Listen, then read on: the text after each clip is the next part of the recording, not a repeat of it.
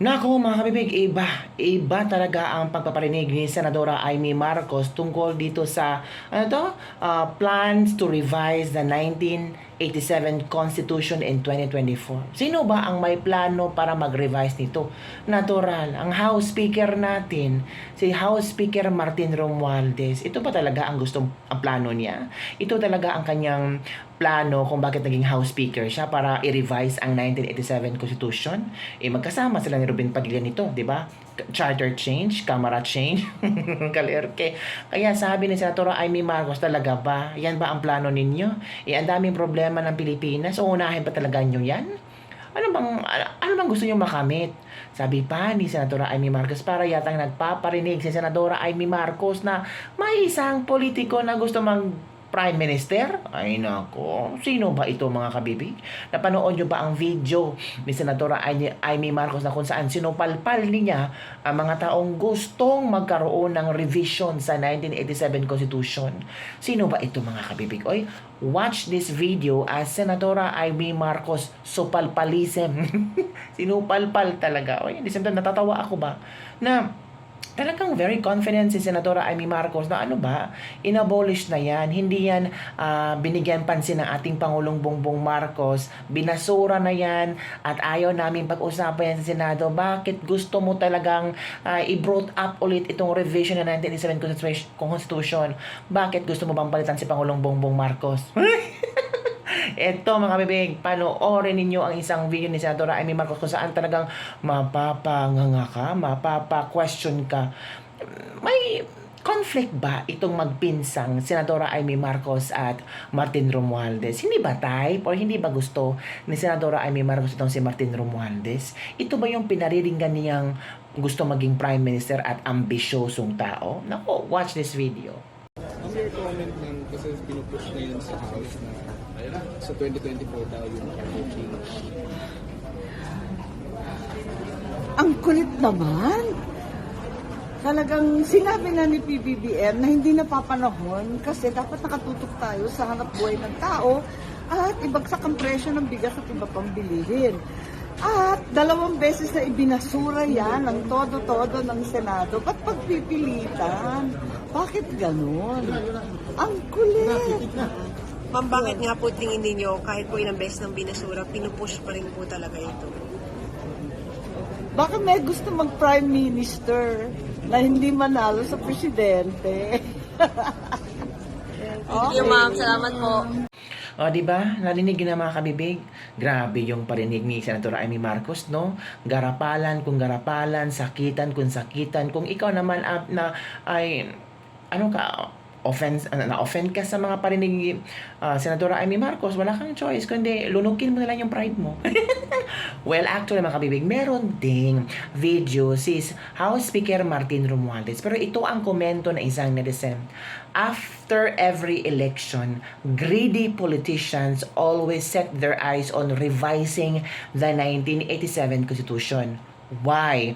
It's the only thing that limits their capacity to steal more from the nation's coffers. Always they put forth the economy as their main reason for charter change, but hell no. Galing ito ni Davao Migrant na isa ring kakamping talagang support ni Lenny, pero ayaw niya itong plano ni House Speaker Martin Romualdez na revision of 1987 Constitution. So panoorin muna natin si House Speaker Martin Romualdez kung ano ang kanyang explanation kung bakit gusto niyang i-revise ang 1987 Constitution. Ano bang nagtumakbo sa utak niya? Ano bang plano niya? Presidente na ba siya? Para yatang siya yung palaging always on the ground, always pa-trending ba? Always may mga sinasabi every now and then. Panoorin niyo mga kapipig. The economic briefing in Iloilo City yesterday, and I made references to twin resolutions that we passed earlier this year, which was the 44th Constitutional Convention on the Purpose of the Constitution. I've also prefaced this message today by saying that we have done all or accomplished all our priority legislation. I believe 2024 will allow us again to revisit the whole issue of the Constitution because I think it's timely that we revisit it and I said we focus very much on the economic provisions, but even to get there, we have to look at the procedural aspects of the amendment of the Constitution, so we have to tackle that. And of course, to make sure that the economic provisions are backed up, we would have to also have a story of court community in government, so that I'd like you to know that we'll be studying this over the break, and perhaps there might be some initiatives even during the break that will prepare us for the ensuing year, and perhaps what would be our legacy in the 19 Congress, which is to review and revisit the 87 Constitution and make it more attuned and sensitive and responsive to the times. So, with that brief message, I don't know how brief it was. I think I have basically outlined what we've done and what we plan to do. And again, I really want to thank you on behalf of the House leadership and the members for your active participation and involvement in our work here in the legislature. So maraming salamat. Maligayang Pasko sa inyo lahat at maligayang bagong taon. Thank you. Ito ang mga komento ng ating mga netizen. Sabi ng ating mga netizen, mataas ang pangarap niya ngayon. Dapat clipping Sarah Horns at Duterte lang ang rule niya. Huwag nang babaguhin ang termino ng Pangulo na hanggang 6 years lang. Ito pa, gustong baguhin para pumabor sa kanila at magpatagal sa kanila sa pwesto. So sad, ganito pala ang gobyerno natin ngayon, lalo na ang nasa Kongreso. Iba ang kanilang pinapanigan at iba ang kanilang aim at goal sa pagiging congressman. Tama si Senadora Amy Marcos, maraming problema ang dapat nating resolbahan. Hindi itong revision ng 1987 Constitution. Kayong nasa Congress, meron na ba kayong programa para sa mahihirap? Napababaon nyo na ba ang presyo ng bigas? May napakulong na ba kayo ng smuggler? Yan ang mga komento ng ating mga netizen. The fact that they want to revise it, it means it should not be revised.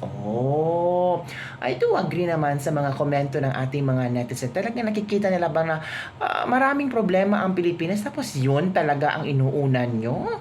Ito pa tama po kayo, Senador Amy Marcos, may gusto maging Prime Minister dahil alam niyang di siya mananalong presidente.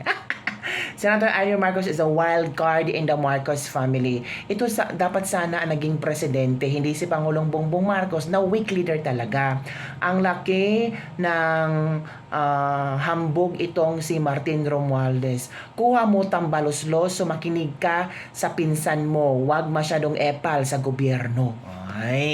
So yan po mga kapibig ang ating latest libak-libak for today. Grabe, talagang sobrang gulo ng gobyerno ng Pilipinas. Ang daming pumapapel, ang daming umi-epal, may gustong 1987 Constitution revision, may gustong mag-prime minister, may gustong humawak ng power sa gobyerno, may gustong maging presidente ba? Or may mga pangarap na hindi mabubuo-buo kaya so kailangan nilang baguhin ang 1987 Constitution. Ano sa palagay yung mga kapibig? Comment down below and don't forget to like, subscribe, and share this video. Bye everyone. See you next time.